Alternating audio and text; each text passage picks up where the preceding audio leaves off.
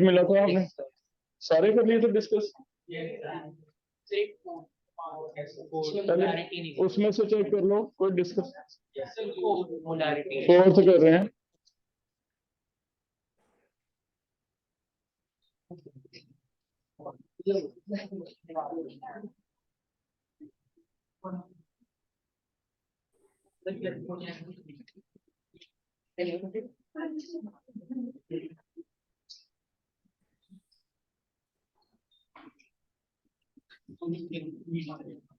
Fourth में correction कर लो, व्हाट मास कर लो, what mass of 40% pure sulphuric acid will react.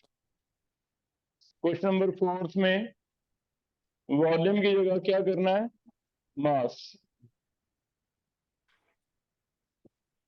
अब करके देखो, क्योंकि सल्फ्यूरिक एसिड गैस नहीं है ना। अगर गैस होता जैसे फिफ्थ में है ऑक्सीजन गैस है फिर तो वॉल्यूम वाला ले लेते। अब इसमें गैस है नहीं है, लिक्विड है, तो वॉल्यूम ही ले सकते है ना। तो फिर आप इसे चेंज कर लो, मास करके कर लो। फिर चेक करो 40% मास लेके कितना आता है, 24.5 ग्राम। कल हमने क्लास में कितने कर लिए थे परसेंटेज वाले, 7 कर लिए थे, 6 7 8। नाइन्थ का आंसर बता दो, नाइन्थ और 10th का। 9 का क्या आंसर है, 10 70। 10 का 5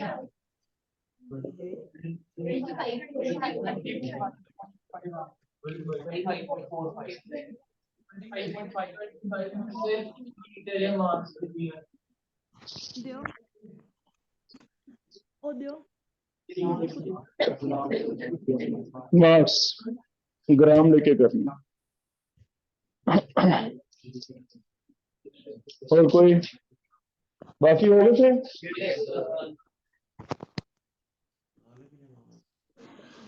नेक्स्ट टॉपिक स्टार्ट कर ले बेटा। इनमें समझना कोई 9 या 10th में। थर्ड फोर्थ फिफ्थ में आंसर लिख दो। थर्ड का क्या आंसर है, 74.66 लीटर। फोर्थ का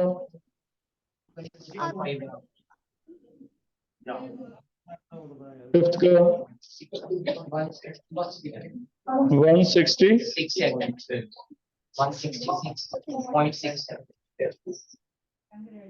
लीटर।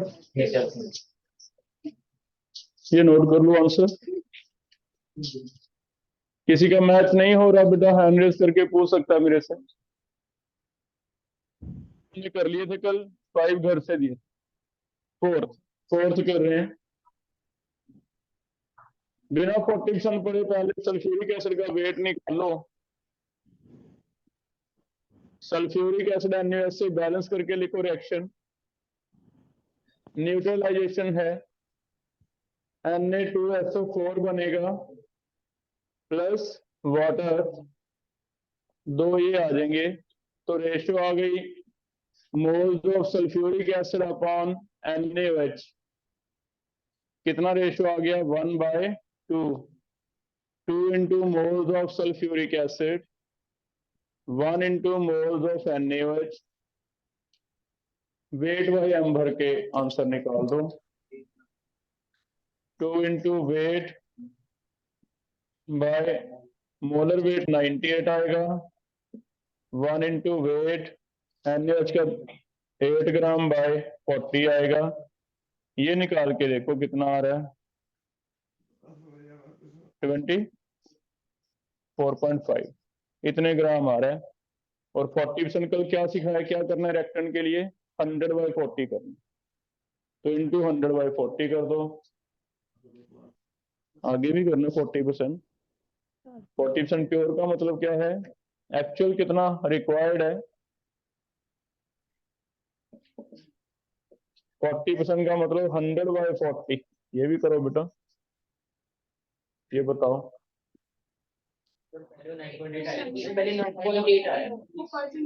यहाँ पे ये 9.8 आया, यहाँ पे 9.8 भर के फिर आपका 24.5 आया। ठीक है, चेक कर लो।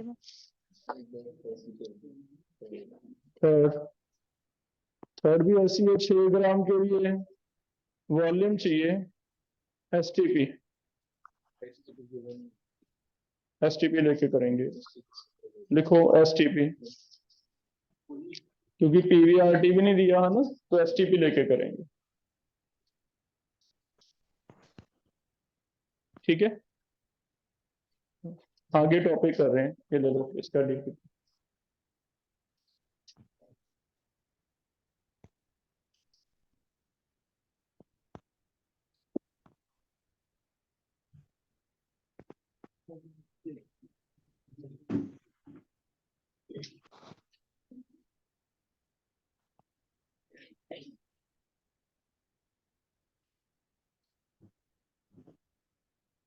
नेक्स्ट टॉपिक आज हम पढ़ रहे हैं लिमिटिंग रीजन क्या होता है। स्टोइकियोमेट्री में ये प्रॉब्लम डिस्कस करेंगे जिसका सॉल्यूशन है ये वाला टॉपिक, लिमिटिंग रीजन। पहले प्रॉब्लम देखते हैं क्या है, क्यों हमें इसकी रिक्वायरमेंट है, फिर इसके बारे में समझेंगे। कुछ एक स्टोइकियोमेट्री के क्वेश्चन जो हमने करने सीखे, हो सकता है उनमें प्रॉब्लम क्रिएट हो, और वो प्रॉब्लम कैसे हमें सामने आई, क्यों इसकी जरूरत पड़ी, समझते हैं। स्टोइकियोमेट्री के क्वेश्चन करते हुए ही कई बार हमें कंफ्यूजन होने लग गया, आंसर सही नहीं आ रहा। क्या कंफ्यूजन आ रहा है समझो। मान लो ये कोई रिएक्शन है, नाइट्रोजन प्लस 3 हाइड्रोजन 2 अमोनिया। हमारा क्वेश्चन ये है 10 moles of nitrogen are mixed with 10 moles of hydrogen. Find out maximum moles of ammonia formed. Write down question लिखो पहले। 10 moles of nitrogen are mixed with 10 moles of hydrogen. Find out maximum volume, maximum moles of किसके, ammonia.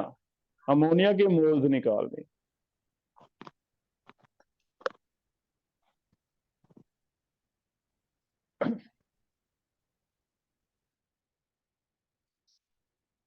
तो पहले nitrogen से करते हैं ना।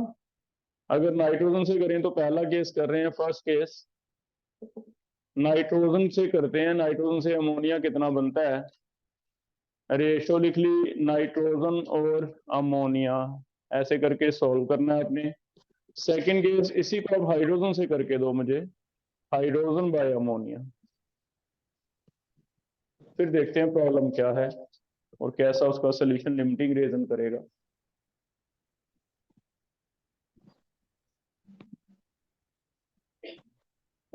दो आंसर निकालो।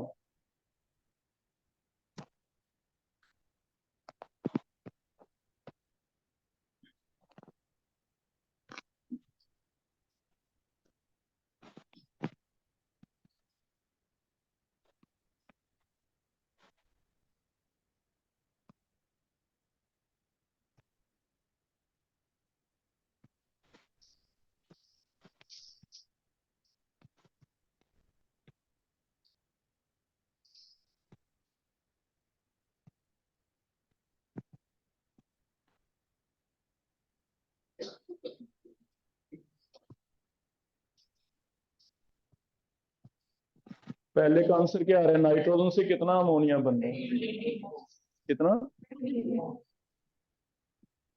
इनकी रेशियो हम लेंगे बेटा 1/2, 2 इंटू नाइट्रोजन। चेक करो सही किया मैंने।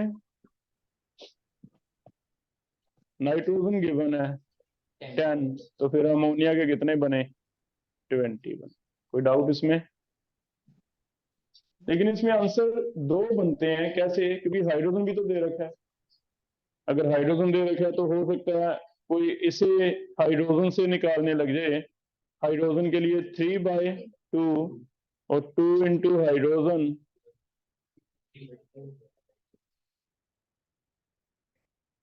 कितना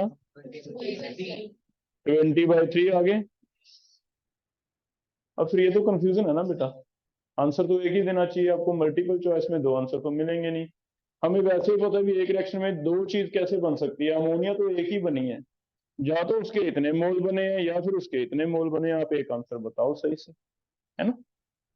तो ये प्रॉब्लम क्यों अराइज हुई, क्योंकि कल तक जितने क्वेश्चन थे उसमें रिएक्टेंट कभी दो नहीं थे, हमें एक रिएक्टेंट देता था, दूसरा हम अज्यूम कर लेते थे भी जितना इसे चाहिए मिल गया, हम अपनी तरफ से मान लेते थे भी नाइट्रोजन को जितना चाहिए रिएक्ट करने के लिए हाइड्रोजन अवेलेबल है, सिर्फ नाइट्रोजन ही दिया जाता था, हम सीधा आंसर निकालते थे, या फिर सिर्फ हाइड्रोजन दिया जाता था, हम सीधा आंसर निकालते थे। यहाँ प्रॉब्लम ये है कि दो चीजें, दोनों रिएक्टेंट दे दिए, नाइट्रोजन भी और हाइड्रोजन भी, तो ऑब्वियसली दो आंसर आएंगे, लेकिन हमें एग्जैक्टली पता भी दो तो बन ही नहीं सकते, आंसर तो एक ही करना। तो यहाँ फिर ये प्रॉब्लम सॉल्व कौन करेगा, लिमिटिंग रिएक्शन।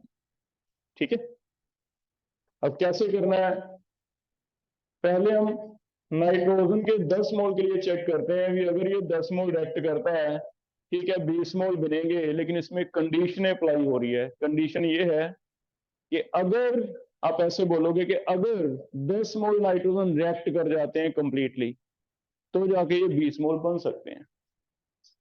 और इस अगर का क्या मीनिंग है, अगर 10 मोल रिएक्ट करते हैं तो पूरा रिएक्ट करने के लिए हाइड्रोजन कितने लगेंगे वो भी तो चाहिए ना। हाँ, तो 10 मोल अगर रिएक्ट करवाने हैं तो एक के लिए 3 लगते हैं, मीन 3 गुना हाइड्रोजन लगता है, ये समझ आ रहा है, एक के लिए 3, तो 10 के लिए तो 30 लेके आओ, क्या 30 है हाइड्रोजन, तो हमने देखा क्वेश्चन में नहीं है ही, इनमें फिर ये तो काट दिया, अभी ये तो पॉसिबल नहीं हो रहा क्योंकि नाइट्रोजन पूरी तरह रिएक्ट नहीं करे। और समझ आई। अब हाइड्रोजन के लिए चेक करते हैं, हाइड्रोजन रिएक्ट करा हुआ नहीं, हाइड्रोजन के लिए 3 के लिए 1 लगता है, कम लगते हैं, ये समझ आ रहा है, 3 के लिए 1 लगता है, तो 10 के लिए कितने लगेंगे, 3 के लिए 1 लगता है, 1 के लिए 1/3, 10 के लिए कितने लगेंगे 10/3, 10/3। अब चेक करो कि नाइट्रोजन 10/3 है, ये तो ज्यादा है, ज्यादा का कोई दिक्कत नहीं है, कम नहीं होने चाहिए। इट मीन हाइड्रोजन के ये जो मोल आप कह रहे हो, इसमें जो मैं अगर लगा रहा था भी अगर हाइड्रोजन के 10 मोल रिएक्ट करते हैं, तो मुझे पता चल गया भी हाँ ये तो रिएक्ट कर जाएंगे। क्लियर है, अगर हाइड्रोजन पूरी तरह रिएक्ट कर जाता है तो ये मेरा क्लैरिटी होगी, मैंने पता कर लिया भी हाँ अगर लगाने की जरूरत नहीं है, ये करेगा, ये करेगा, इसके लिए जितना सफिशिएंट नाइट्रोजन रिक्वायर्ड था उतना इसे मिल रहा है, इसका मतलब ये रिएक्ट करेगा, तो फिर ये आंसर होगा 20/3 हो जाएगा। इस प्रॉब्लम को हमने एक नाम दे दिया, हम कहेंगे भी दो रिएक्शन में से कोई एक ऐसा है जो रिएक्शन को लिमिट करता है, जो रिएक्शन को कंट्रोल करता है, रिएक्शन को चलाता है, कौन सा प्रोडक्ट कितना बना, कौन सा कितना रिएक्ट किया, वो हाइड्रोजन डिसाइड करेगा। नाइट्रोजन तो पूरी तरह रिएक्ट नहीं कर रहा, हमारे स्टोइकियोमेट्री के क्वेश्चन किस पे लगेंगे, सारे हाइड्रोजन पे। तो फिर अगर हम हाइड्रोजन को मेन नहीं मानते, नाइट्रोजन को लेके कैलकुलेशंस कर देते हैं सारी, तो हमारे सारे क्वेश्चन क्या हैं, गलत, क्योंकि वो तो तुम हाइपोथेटिकली बता रहे हो भी अगर 10 मोल रिएक्ट करेंगे, एक्सपेरिमेंट में तो कर ही नहीं रहे। तो एक्सपेरिमेंट के अकॉर्डिंगली अगर चलना है तो हम माइंड में ये बिठा के चलेंगे कि भी नाइट्रोजन नहीं लेना, उसे नहीं देखना, किसे देखना है, हाइड्रोजन। क्लियर है, तो जो हाइड्रोजन है उसे एक नाम दे दिया, उसकी इंपॉर्टेंस ज्यादा है, उसकी सिग्निफिकेंस ज्यादा है, उसे एक नाम दे दिया, क्या है, लिमिटिंग रेज, क्योंकि ये रिएक्शन को कंट्रोल कर रहा है, लिमिट कर रहा है। जो आपने स्टोइकियोमेट्री के ऑपरेशन जितने हमने पढ़े हैं, मास मास मास वॉल्यूम, है वही चीज, टॉपिक वही है सारा, लेकिन वो N2 पे नहीं लगाने, किस पे लगाने हैं, H2। तो H2 को क्या कहा जाता है, लिमिटिंग रेज। कर लोगे बेटा, क्लियर है, तो ये लिमिटिंग रीजन का टॉपिक है। अब एक चीज ये है कि हमें कैसे पता चला लिमिटिंग रेजेंट है, हमें कैसे पता चला हाइड्रोजन आपका लिमिटिंग रेजेंट है, ट्रिक फॉलो कर लेंगे हम क्या करेंगे, हम दोनों से आंसर निकाल देंगे, नाइट्रोजन से भी आंसर निकाल दो, हाइड्रोजन से भी। लेकिन हमें पता है, हमने अभी चेक किया, क्रॉस चेक किया भी हाइड्रोजन लिमिटिंग रेजेंट है, तो ट्रिक बना लेते हैं ऐसे भी, हम ऐसे केस में हमारा थोड़ा काम तो बढ़ेगा, मुझे क्वेश्चन 2 करने पड़ेंगे। 2 के बाद मैं आंसर चेक करूंगा, जो आंसर कम वाला है, कम वाला, देखो ये कम आ रहा है 20/3, ये क्या आ रहा है 20। तो मैं ऐसे अपने माइंड सेट कर लेता हूँ कि हाँ चलो ठीक है, ऐसा क्वेश्चन आता है तो मुझे समझ नहीं आ रहा क्या करना है। मैंने 2 क्वेश्चन निकाल दिया, N2 से भी H2 से भी, लेकिन फाइनली जिससे आंसर कम आ रहा है उसे क्या दिया, ये लिमिटिंग रीजन है और ये मेरा एग्जैक्ट आंसर है, इसे मैं काट दूंगा। अभी ये नहीं पॉसिबल यहाँ पे, क्योंकि ये पूरी तरह रिएक्ट नहीं कर। तो फिर लिमिटिंग रीजन ढूंढना बहुत ईजी है, आप दोनों से आंसर कर दो, आपका काम जरूर डबल हो गया। फाइनली लास्ट पे लिख दो H2 is limiting reagent, so my answer is this. 4 option में आंसर ए पॉइंट ये भी देगा 20, बी ये भी देगा, सी बोथ भी लिखेगा। आपको ना तो बोथ सिलेक्ट करना है, ना ए सिलेक्ट करना है, क्या आंसर सिलेक्ट करना है। असर्शन रीजन बन जाएगा भी इसका, ये बना रीजन लिखा होगा because H2 is limiting reason. तो ये थ्योरी हो जाएगा। तो क्वेश्चन वही, टॉपिक वही है स्टोइकियोमेट्री का, बस इतना भी फर्क पड़ा है कि हमें क्वेश्चन 2 करने हैं, 2 में से लिमिटिंग रीजन का आंसर दो। समझ आ गई बात? ठीक है, लिख लें, स्टार्ट कर लें आगे। पहले थ्योरी लिख लो लिमिटिंग रीजन का, डेफिनेशन लिखते हैं पहले। डेफिनेशन क्या है?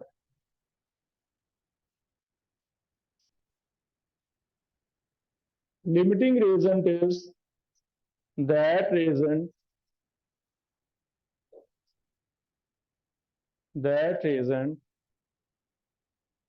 which is completely consumed, during the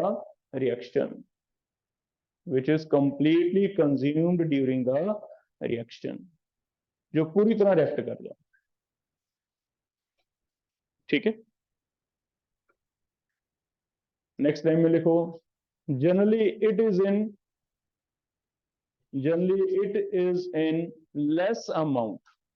ये क्या होगा, कम अमाउंट में होगा। जैसे नाइट्रोजन तो ज्यादा था, एक्सेस था, एक्सेस का मतलब और लेस का मतलब लिख लो पहले। Generally it is in less amount, ये भी असर्शन अगर आता है तो स्टेटमेंट सही माना जाएगा। लेस का मतलब मैं कोई देख के नहीं बता सकता ये 10 है ये 15 है, नहीं, वो लेस नहीं कह रहा। लेस का मतलब बचना नहीं चाहिए। जैसे नाइट्रोजन तो बच रहा है, 10 में से रेक्ट तो कम करेंगे, तो जो बच जाता है उसे कहते हैं एक्सेस, जो पूरी तरह रेक्ट कर जाता है उसे क्या कहते हैं, लेस। तो लेस का मतलब कोई देख के नहीं आप बता सकते, ऐसा नहीं कि मैं यहाँ लिख दूं 10 और यहाँ लिख दूं 15 और आपको 10 वाला लेस है, नहीं, करके वही देखना पड़ेगा। उसी में से जो पूरी तरह रेक्ट कर गया, जो लिमिटिंग रिएजेंट है, उसी को कहा जाता है लेस अमाउंट, लेस रिएक्टेंट है। ठीक है, दूसरे वाले को क्या कहा जाता है, एक्सेस रिएजेंट। नेक्स्ट टाइम में लिख लो other reactants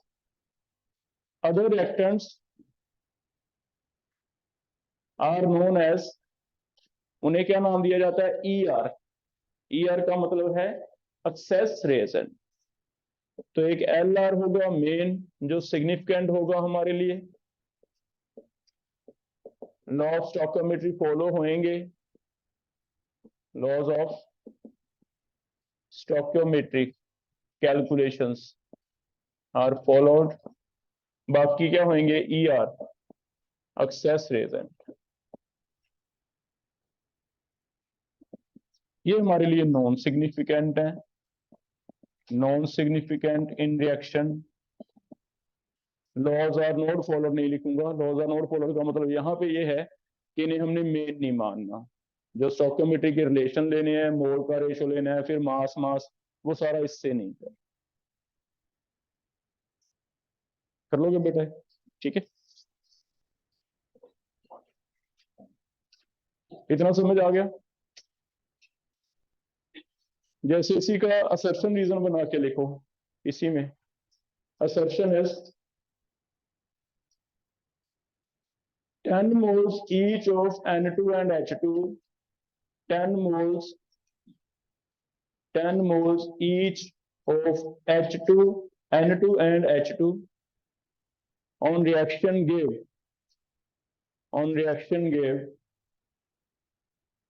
20/3, 20/3 moles of ammonia, ammonia. फिर से सुन लो, 10 moles each of N2 and H2 on reaction give 20/3 moles of ammonia। बताओ ये ट्रू है नहीं? तो वही आप कैलकुलेट करके देखोगे, है ना, हमने कर। रीजन लिखो, reason is H2 is limiting reagent in this reaction। H2 is limiting reagent in this reaction। H2 क्या है? इसका लिमिटिंग reagent है इस रिएक्शन।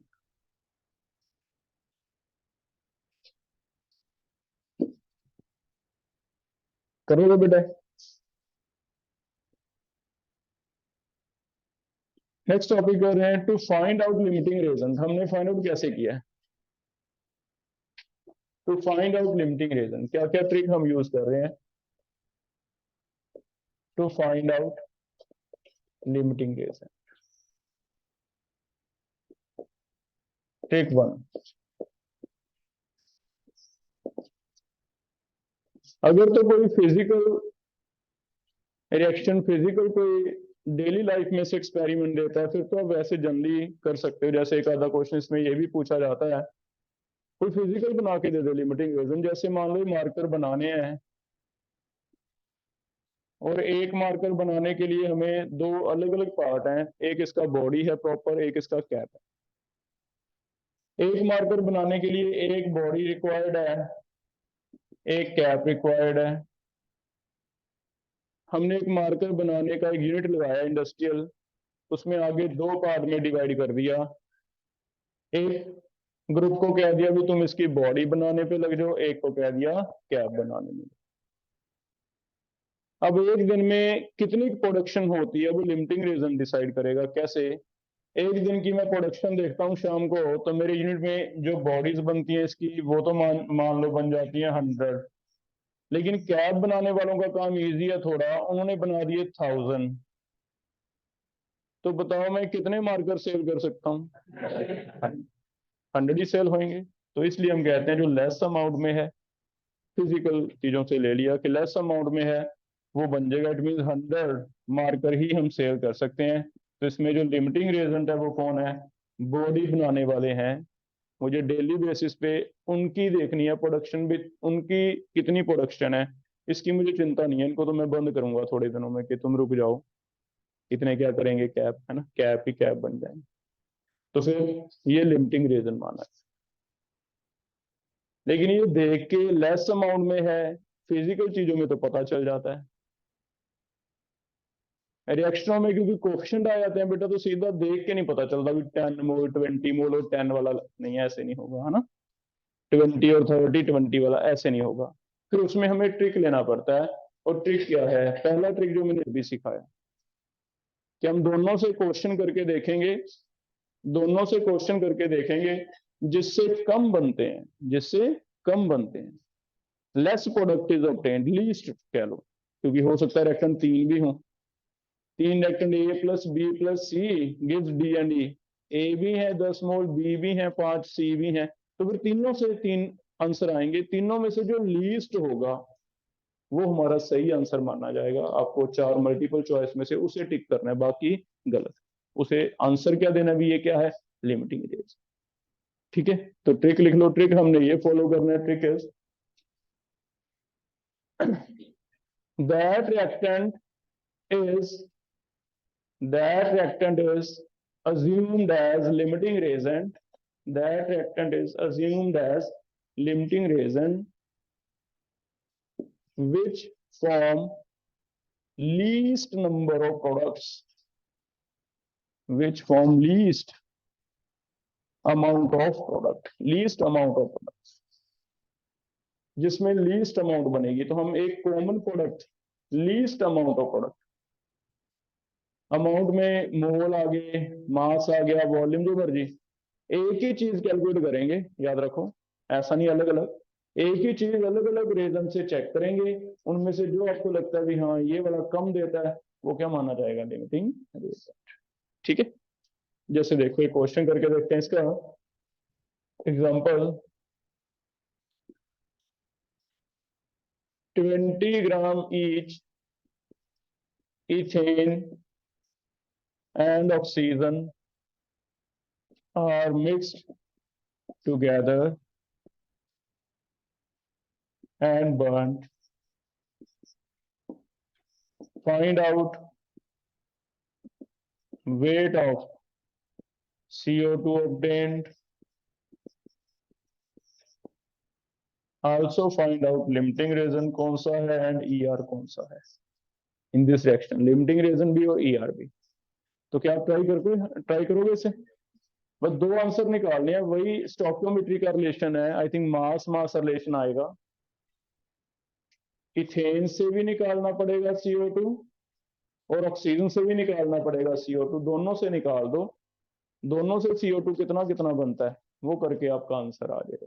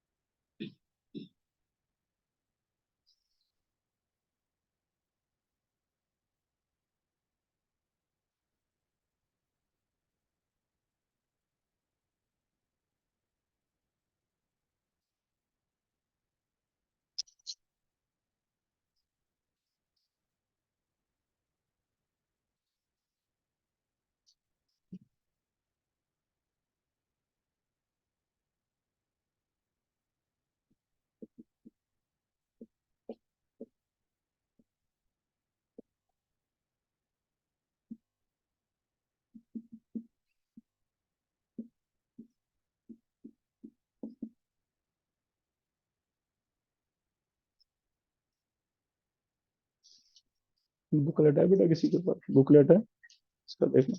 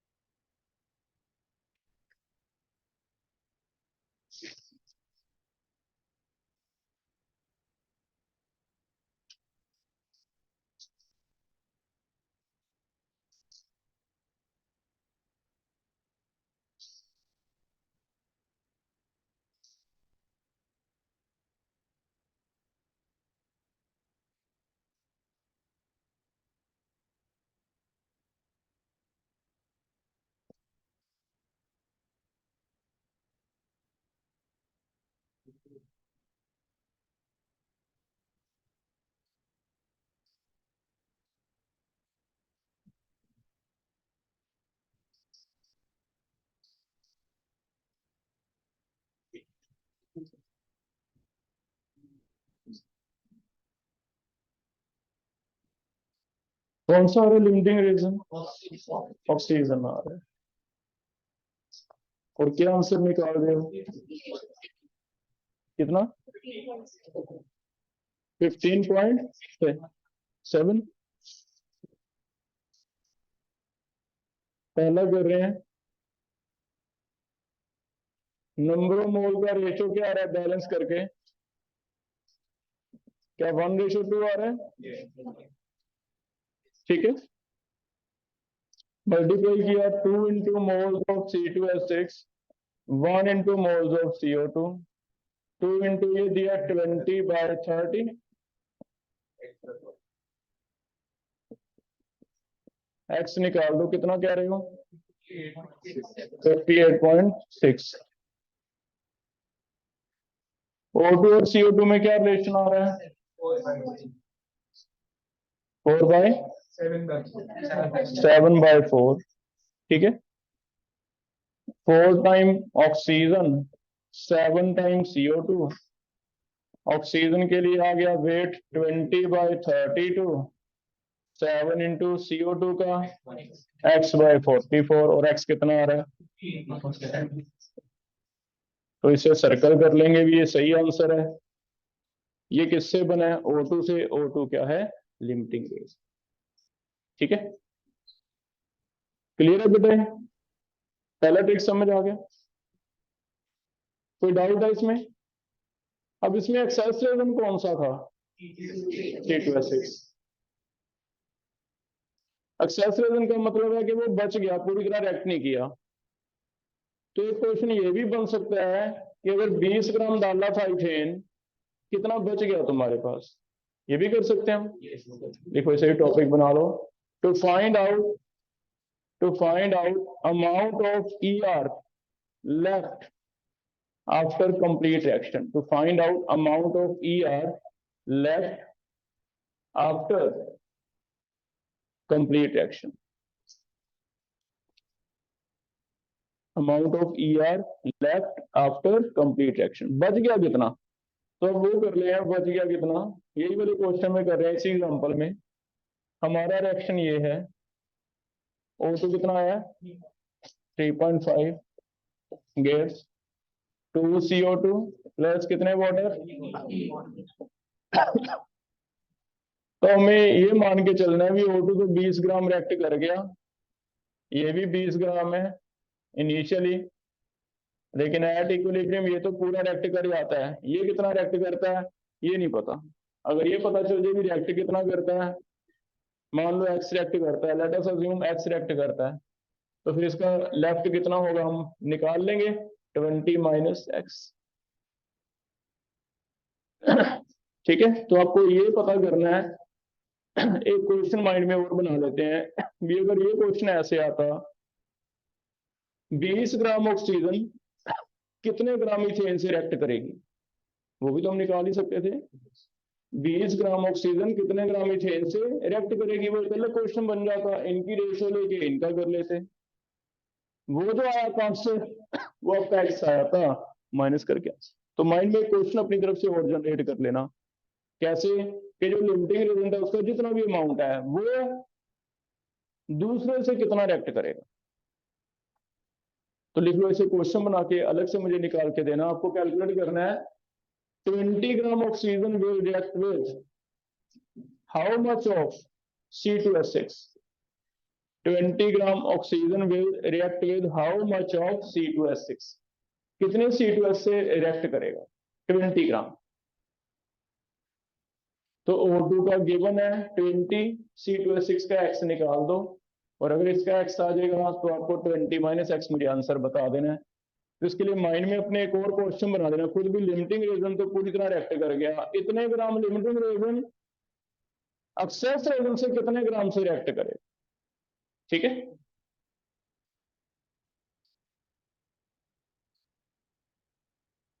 रेशियो क्या लिखें, इथेन अपॉन ऑक्सीजन का क्या है 1/3.5। इसे स्टार्ट कर लो सेम वे में। बस इसका पता है हमें 20 ग्राम, इसका नहीं पता, ये निकालना है। जल्दी नहीं करनी, जल्दी करोगे नंबरों मोल की जगह सीधा ही 20 और ये भर के निकालोगे, गलत है। देखना है मोल किस में कन्वर्ट करना है। मोल कंसेप्ट ही पढ़ रहे हैं और मोल के 4-5 फॉर्म ले हैं बस, है ना, कि mole rate by M, mole molecules by Avogadro, वही फॉर्मूले मैं यूज कर रहा हूँ जो आपको पढ़ाए हैं पहले।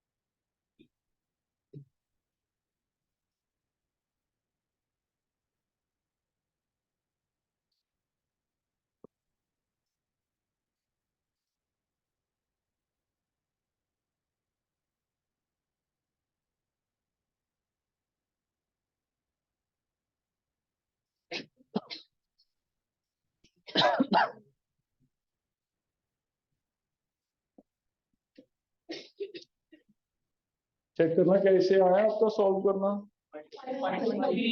5.3, तो 5.3 है। अगर ये रिएक्ट कर गया 5.3 तो बचा कितना होगा, तो 20 में से माइनस कर देना। हम कहेंगे 5.3 ग्राम रेक्ट कर गया, तो लेफ्ट कितना है, लेफ्ट अनरिएक्टेड 20 माइनस 5.3। तो एक क्वेश्चन आपका ये भी बन सकता है, ठीक है, कि एक्सेस रीजन बचा कितना। कर लोगे बेटा, ये समझ आ गया। अब अगर पूछा ये आता भी एक्सेस रीजन बचा कितना, लेकिन हमें बताया नहीं भी लिमिटिंग रीजन कौन है, तो फिर एक तो ऑप्शन है भी आप ये 3 क्वेश्चन करो। पहला क्वेश्चन पहला क्वेश्चन इथेन से निकाला CO2, दूसरा O2 से निकाला, बाद में हमने लिमिटिंग रीजन चेक किया, तो तीसरा क्वेश्चन ये किया। लेकिन अगर हमें कार्बन डाइऑक्साइड नहीं चाहिए थी, हमें सिर्फ यही चाहिए था, तो हम सीधा तीसरे पार्ट पे भी आ सकते हैं। उसके लिए ट्रिक 2 कर रहे हैं। लिमिटिंग रीजन सिर्फ निकालना हो, वेट नहीं पता करना प्रोडक्ट का, तो हमारे पास एक और ट्रिक है। जैसे ऐसे वाले क्वेश्चन में तो आपका टाइम थोड़ा बच सकता है ना, तो ट्रिक 2 कर लो। Second trick is to find out limiting reason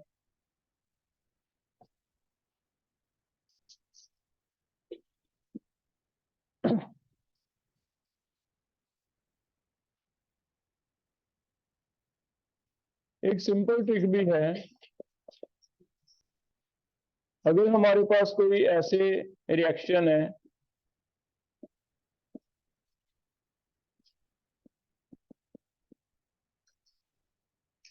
मान लो हमें 10 मोल दोनों को दे दिए, 10 mole each A and B are given. इसमें कहता है find out limiting reagent and amount of P के कितने मोल्स बने। तो फिर लिमिटिंग रीजन फाइंड आउट करने का एक और सिंपल सा ट्रिक है। गिवन मोल अगर आपको पता है, डिवाइड कोएफिशिएंट करना। जितने भी गिवन मोल्स हैं, जैसे इसके गिवन मोल क्या हैं 10, कोएफिशिएंट आपको पता है बैलेंस का 2, गिवन मोल यहां से उठा लो, कोएफिशिएंट तो पता रहेगा, डिवाइड करना है, जो कम आ गई वैल्यू लीस्ट आ गई, वो क्या होगा, लिमिटिंग रीजन। तो आपको बस एक ट्रिक फॉलो करना है, गिवन मोल्स किससे डिवाइड करना है, कोएफिशिएंट से, जो कम आ गया लीस्ट, लीस्ट वाला क्या होगा, limiting reagent. Limiting reagent is least ratio of given moles by coefficient. खासकर कुछ आपको नीट बेस पे क्वेश्चन बनाएगा जो जल्दी जल्दी हो जाए, वो ऐसे करेंगे। सीधा ही मोल्स दिए हुए हैं, पहले लिमिटिंग रीजन सीधा ही निकाल दूंगा मैं, कितने 10/2 10/3। बताओ कौन सा लिमिटिंग रीजन है, ये वाला लिमिटिंग रीजन है, ये क्या है, एक्सेस रीजन। ठीक है, क्लियर है। अगर आगे कहता है एक्सेस में बचा कितना, तो वो आप इसमें कर लेना, प्रोडक्ट निकालने वाला वही कर लो, क्योंकि प्रोडक्ट हमें निकालना तो है ही है, निकालना है ही है। पहले हम मोल्स बनाएंगे, फिर डिवाइड करेंगे, क्यों टाइम वेस्ट करें, इतने में तो 2 आंसर निकाल दो, 2 आंसर निकाल के एक जो अच्छा लगता है वो आंसर दे दो, कम वाला, है ना। तो अगर तो आपको अमाउंट प्रोडक्ट की निकालनी है, फिर तो वही वाला ठीक रहता है। लेकिन अगर आपको सिंपल मोल्स दिए हुए हैं, फिर आपको जरूरत नहीं पड़ती, क्योंकि मोल्स बनाने में टाइम लगेगा, इसमें तो मोल्स गिवन ही है, फिर ये कर लो, moles by this, moles by this, ये लिमिटिंग रीजन है। अगर ये लिमिटिंग रीजन है, इसे यूज करके आप कुछ भी प्रोडक्ट भी बता सकते हो, ये कितना रेक्ट कर जाएगा वो भी बता सकते। अगर ये 3 रेक्ट करते हैं, तो ये 2 रेक्ट करते हैं। अगर ये 10 रेक्ट करते हैं, तो ये कितने रेक्ट करते हैं, 20/3, 6.67। वो रेक्ट करके 10 में से बचे कितने, 10 माइनस 6.6। ठीक है, तो एक ये ट्रिक भी काम आ जाएगा आपके। लेकिन कोशिश करो ये तब यूज करो या तो कोई ऐसा क्वेश्चन है सिंपल मोल्स गिवन है, या फिर आपको पता ही ये करना है भी एक्सेस एजेंट बचा कितना, तो उसमें आपका टाइम सेव हो सकता है, क्योंकि नहीं तो तीन क्वेश्चन करने पड़ेंगे। फिर कोशिश करो भी मोल्स बना लो जल्दी से, मोल्स बना के डिवाइड करके लिमिटिंग रीजन निकाल लो, उससे पता चल जाएगा भी कौन सा लेफ्ट है और कितना है। ठीक है, हो जाएगा। हाँ, ज्यादातर ये मल्टीपल के लिए बनाया हुआ टॉपिक भी, इस तरह के कुछ क्वेश्चन दे रखे हैं आपको बुक में, सिंपल है। पहले डिवाइड करके लिमिटिंग आ गया, अब इससे हम आंसर निकाल देंगे। मान लो पी पता करना है, 3 से कितने बनते हैं, 4, 1 से बनेंगे 4/3, 10 से बनेंगे 40/3, है ना। तो ऐसे कर लोगे बेटा, ठीक है। ऐसे क्वेश्चन और करके देख लेते हैं। देखो पिक 2 का, 3a plus 2b plus 5c gives 10p 15q, 20 moles of each a, b and c are mixed. Find out limiting reagent and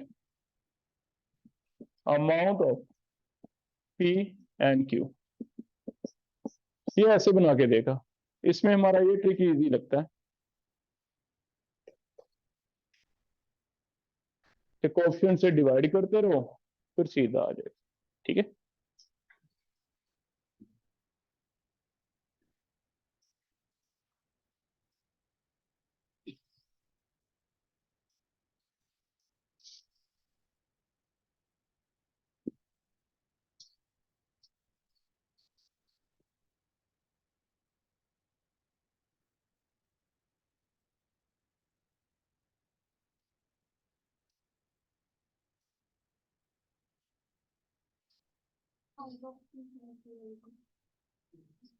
Q, amount of P amount of Q.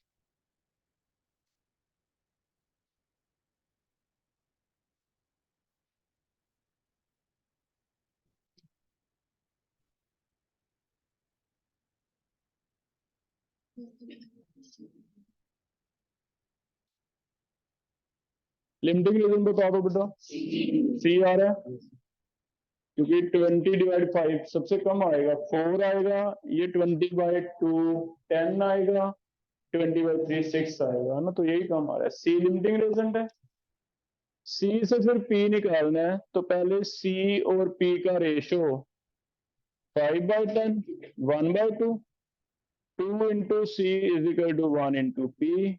सी कितना है, 20, 40 आ गया आंसर। सेकंड में Q कितना आ रहा है, 60 हो जाएगा फिर ये। तो ऐसे वाले क्वेश्चन के लिए ट्रिक 2 यूज कर लो। ज्यादातर कैलकुलेशन वाले में आपका 1 ही चलेगा, उसमें हम टाइम वेस्ट नहीं करेंगे, पहले मोल बनाए क्यों, उतने में तो हमारे 2 क्वेश्चन निकल जाएंगे, है ना, क्योंकि प्रोडक्ट पता ही करना है ना कार्बन डाइऑक्साइड कितना है। क्लियर है, तो दोनों याद रखो, फिर फर्स्ट ट्रिक भी काम आएगा हमारे, सेकंड भी काम आएगा। ठीक है, एक लिमिटिंग रीजन का क्वेश्चन थर्मोकेमिस्ट्री में ऐड कर रहे हैं, कैसे आएगा देखो। 16 ग्राम each methane and oxygen are mixed and burnt. Find out heat released if enthalpy of combustion of methane is, enthalpy of combustion of methane given है 1000, सिंपल कर दिया मैंने आपको, 1000 kilo joules per mole. enthalpy of combustion methane का given है 1000। अब problem ये है कि enthalpy of combustion 1000 गिवन है, ये 1 मोल से है, देखा जाए तो हमारे पास 16 ग्राम है मीथेन, कितने मोल बन गए? 1 मोल। अगर ये 1 मोल पूरी तरह रिएक्ट कर जाए तो आंसर 1000 ही आ जाएगा, लेकिन हमें पता नहीं कि 1 मोल रिएक्ट करेगा या नहीं करेगा। वो आप चेक कर लो कि क्या ये लिमिटिंग रेजेंट है। अगर ये लिमिटिंग रेजेंट नहीं है तो फिर आपको ऑक्सीजन से निकालना पड़ेगा, रिएक्शन बैलेंस करनी पड़ेगी, methane plus oxygen gas, CO2 and water. Check करो, ऐसे आ जाएगा। और इसके लिए डेल्टा एच जो है वो कितना है? 1000 है। अगर तो बेटा लिमिटिंग रेंज नहीं आ गया फिर तो इससे निकाल लेना, लेकिन अगर आपका ऑक्सीजन आ गया तो आप इसे यहां से निकाल लेना। अभी 2 मोल ऑक्सीजन 1000 देती है, हमारे पास ऑक्सीजन के कितने मोल हैं उससे कितना बनेगा, है ना।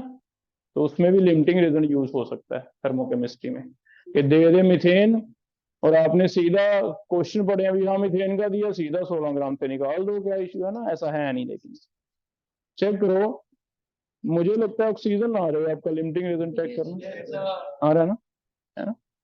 तो आंसर 1000 देगा ये ऑप्शन, ऑक्सीजन आ रहा है लिमिटिंग रीजन। कोई भी ट्रिक लगा लो, पहले वाला या दूसरे वाला, ऑक्सीजन आ रहा है।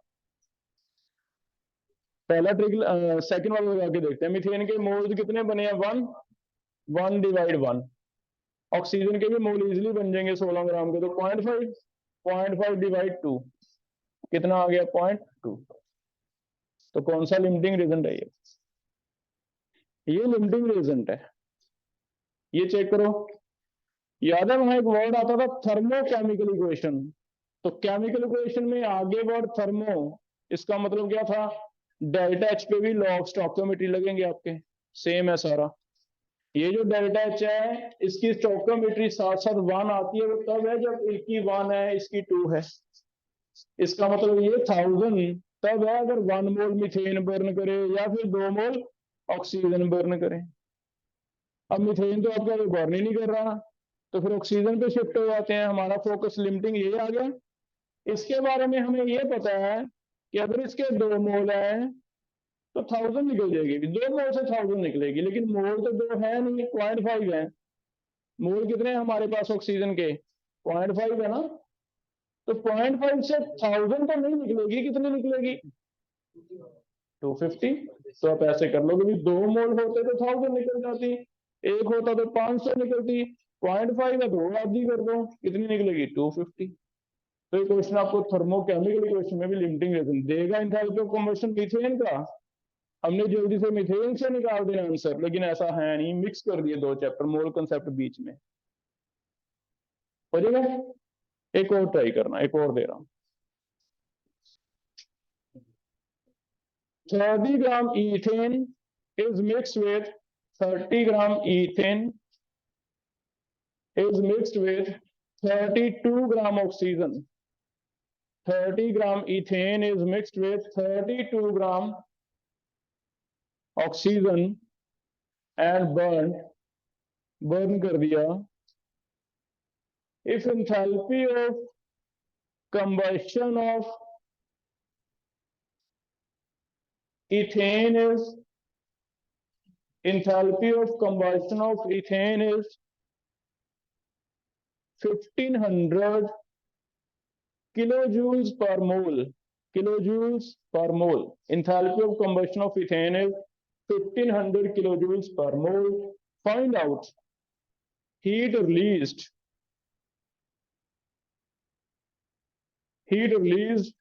in the given reaction. Heat release कितनी आ रही है?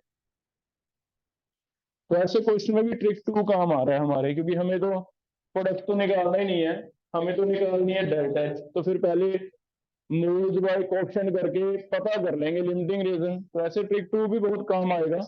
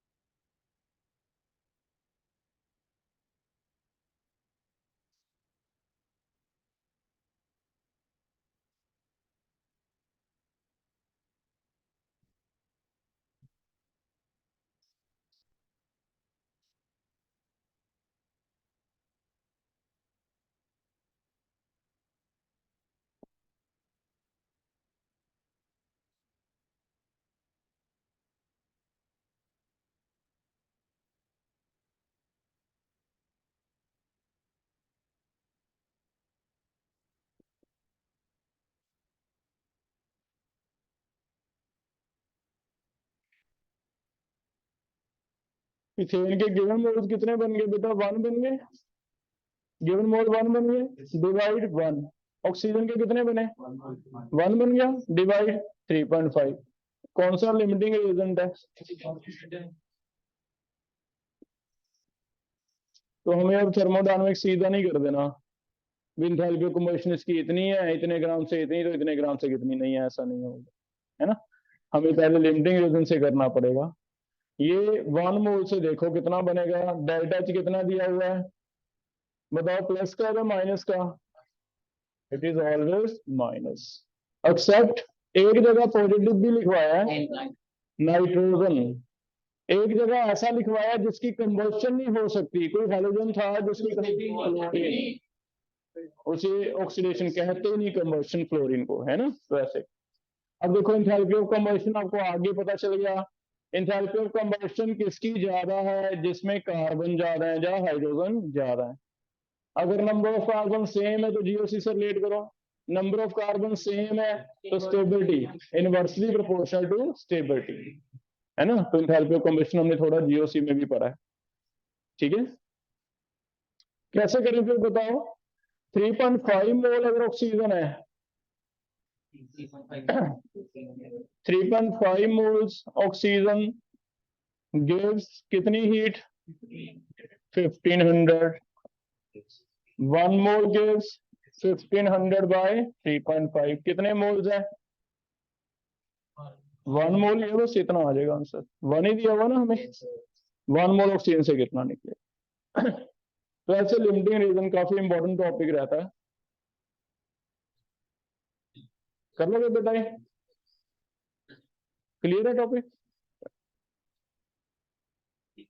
अब आपके पास जो शीट है उसमें से देखो, लिमिटिंग रीजन के एक दो क्वेश्चन करके देख रहे हैं हम। अलग से नीचे टॉपिक बनाया होगा लिमिटिंग रीजन, उसमें पहला स्टार्ट करो। 15, क्वेश्चन नंबर 15 देख लो। एक क्वेश्चन कर जाओ, बाकी घर से कर लेना। क्वेश्चन कल टेस्ट दे रहे हो आप जीओसी का? चलो ये छोड़ दो फिर, ये छोड़ दो, जीओसी के क्वेश्चन कर रहे हैं, ये घर से करना।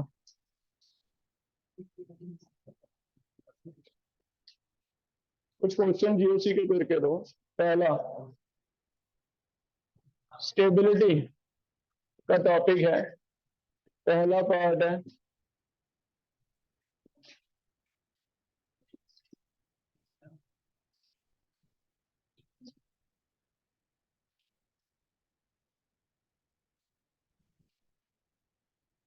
स्टेबिलिटी ऑर्डर लिखो।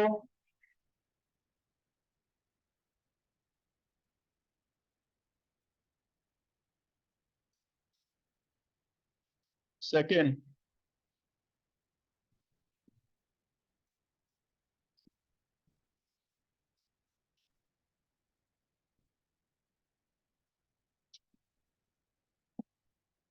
बीच में एरोमेटिक एंटी एरोमेटिक भी डाले हैं मैंने, ठीक है। स्टेबिलिटी ऑर्डर लिखना है। थर्ड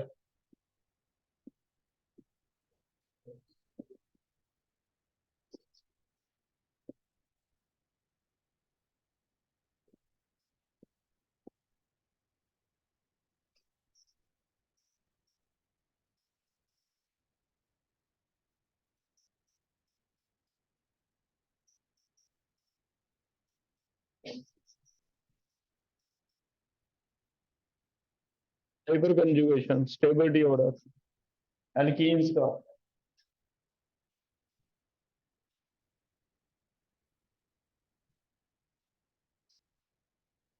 ये 3 क्वेश्चन ट्राई करो।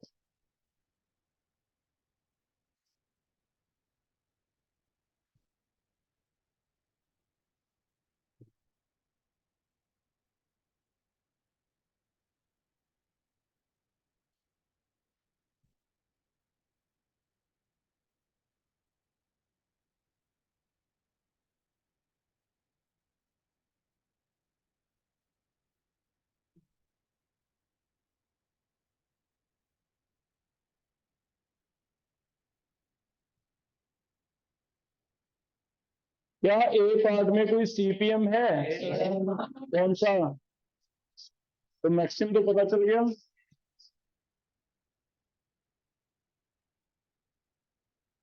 क्या कोई एरोमेटिक है? कौन सा? सेकेंड। दूसरे नंबर पे आ गया। बाकी नॉर्मल है। प्राइमरी सेकेंडरी टर्शी में से प्राइमरी से ज्यादा सेकेंडरी, सेकेंडरी से ज्यादा टर्शी।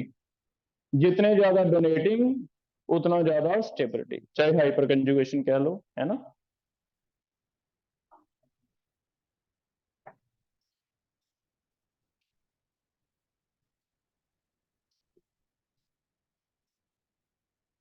सबसे ज्यादा क्या लिखूं फिर? पहले का कोई हैंड रेज करो।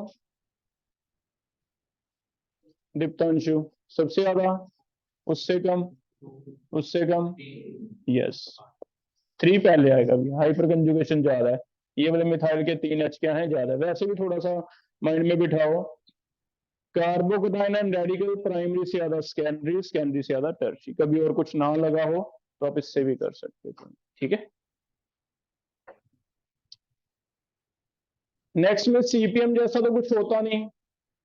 सबसे ज्यादा एरोमेटिक होता है, सबसे कम एंटी एरोमेटिक होता है। तो चेक करो कोई एरोमेटिक है? एंटी सेकेंड 4 पाई। ये क्या है? एंटी। 2 है बेटा एरोमेटिक है, बाकी नहीं है। इनमें एरोमेटिसिटी नहीं है। इसमें ये नॉर्मल है। किसी में रेजोनेंस है तो ज्यादा स्टेबल, रेजोनेंस नहीं है तो कम स्टेबल, ऐसे बनेगा, है ना। Last bench. आपका नेम था अक्षय, क्या था तुम्हारा? Last bench. हाँ गणेश, आप बताना। सबसे ज्यादा, सबसे ज्यादा स्टेबल थर्ड, उससे कम 4, उससे कम 1, उससे कम। एरोमेटिक सबसे ऊपर आता है एंटी। इसमें बस एरोमेटिक से ऊपर एक चीज सीपीएम आ जाती है, अदरवाइज सभी में एरोमेटिक एंटी एरोमेटिक तो ऐसे ही रहा। क्लियर है? कोई मुझे फर्स्ट और फोर्थ में से फोर्थ ज्यादा क्यों किया मैंने, ये बताओ। रेजोनेंस। कौन सा सिस्टम मिला आपको इसमें? Pi sigma negative, pi sigma negative. ठीक है, हो जाएगा। नेक्स्ट, हाइपर कंजुगेशन काउंट करने हैं। याद है एक्सेप्शन वाला केस है? पहले में कितने? सेकंड में तो लीज तो पता चल गया 3, लेकिन ये तीनों ही 6 है। तो इस क्लास में से कौन सा ज्यादा stable? More stable. Steric hindrance कम हो जाती है, लेकिन ये भी तो है फिर। हाँ, ये सबसे आप लिखवाएगा बेटा, एक ही साइड से ज्यादा स्टेबल होता है, क्योंकि ये कार्बोनाइन ज्यादा स्टेबल बनता था, है ना। तो फिर ये वाला क्वेश्चन एक्सेप्शन लिखवाया हुआ है। सबसे आगे 1, फिर ट्रांस 3, फिर 2, लास्ट पे।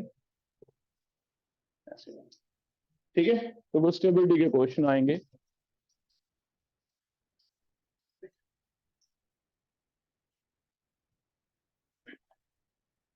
नेक्स्ट क्वेश्चन देखो, इसकी बॉन्ड एनर्जीज बतानी है। किसकी बॉन्ड एनर्जी ज्यादा है, किसकी बॉन्ड एनर्जी कम है? ए, बी एंड सी। याद रखो, जब सी एच बॉन्ड एनर्जी आती है तो सी एच की क्लीवेज, सी एच की होमोलाइटिक मानते हो या हेट्रोलाइटिक?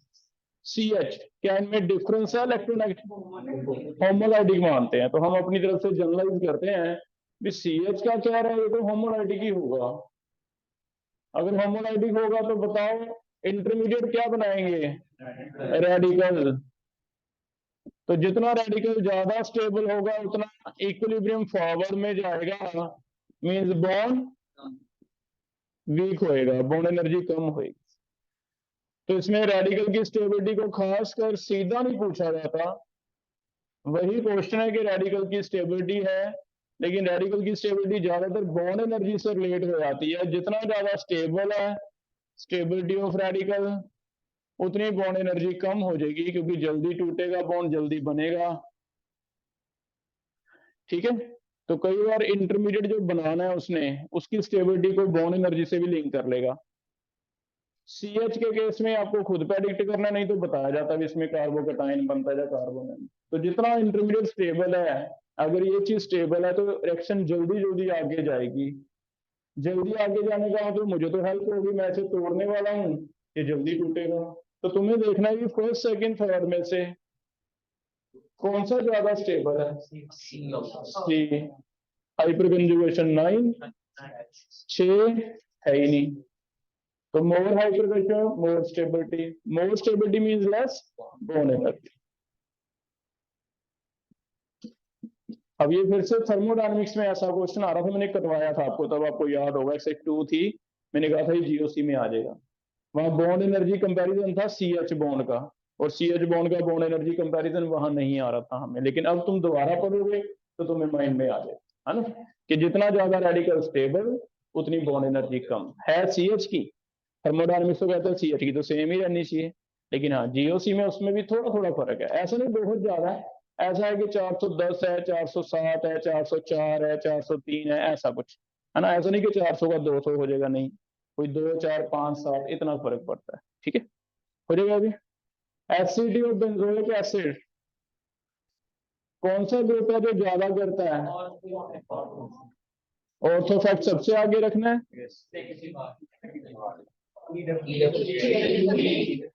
ईडब्ल्यू जी, एक उसमें हमने कल असाइनमेंट में एक्स्ट्रा पढ़ा था, वो नोट कर लेना। ये वाला ऑर्थो इफेक्ट नहीं आता, ये ज्यादा एसिडिक इस वजह से है क्योंकि एच बॉन्ड बन जाता है। देयर इज नो ऑर्थो क्योंकि OH स्टेरिक हिंड्रेंस नहीं करता। अगर स्टेरिक हिंड्रेंस नहीं करता तो हमने डिस्कस कर लिया था एक्स्ट्रा क्लास में, जिसने लगाई थी उसे याद है, नहीं लगाई भी तो मैं फिर भी बता रहे हैं, हम लिख लो।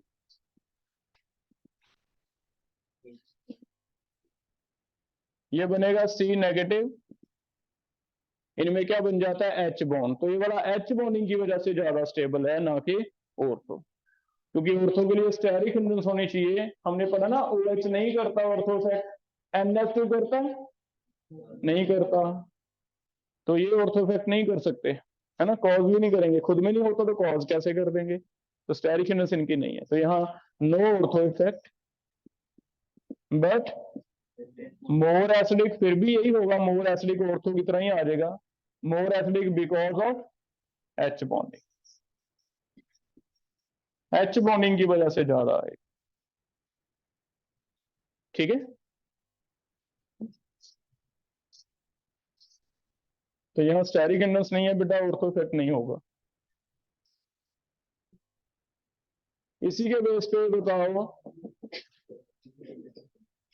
ललित सर की क्लास तो नहीं है, कोई बैठे हैं बच्चे, ललित सर वाले हैं आज, छुट्टी है आज, ये वाला बॉन्ड लेंथ है A, मेरी भी छुट्टी आ गई, और किसी क्लास तो नहीं है, है? इनको जीओसी रिवाइज कर लेते हैं हम। A और B में से बताओ लेंथ किसकी ज्यादा है, A ज्यादा है, सॉरी CS3 यहां लगाए हुए हैं, CS3 यहाँ लगाए हुए हैं, तो बेटा ऑर्थो इफेक्ट का कोई लॉजिक था, रीजन क्या था, स्टेरिक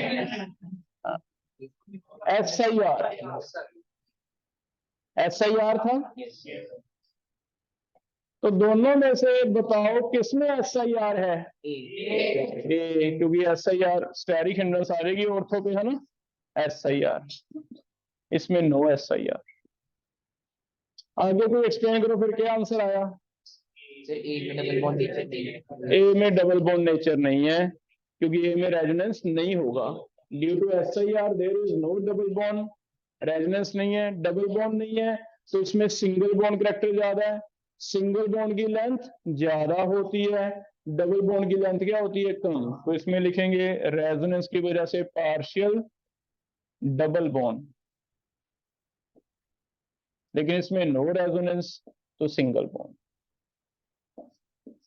तो सिंगल बॉन्ड हमेशा लंबा होता है लेंथ में, डबल बॉन्ड क्या होता है, थोड़ा छोटा हो। ठीक है, SIR याद आ रहा है, SIP steric inhibition of protonation. Aniline में अगर ऑर्थो पे ऑर्थो इफेक्ट आता है So that is not due to SIR. This is more acidic, means less basic. Ortho effect. लेकिन ये किस रीजन की वजह से है? SIP। ठीक है, लेकिन एक इसमें भी इंपॉर्टेंट लिख लो, अगर मैं इसे ये बना दूंगा,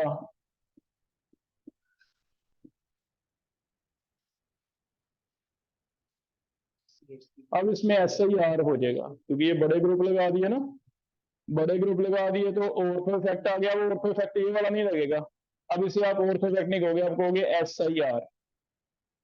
SIR का मतलब बताओ, अब रेजोनेंस होगा या नहीं?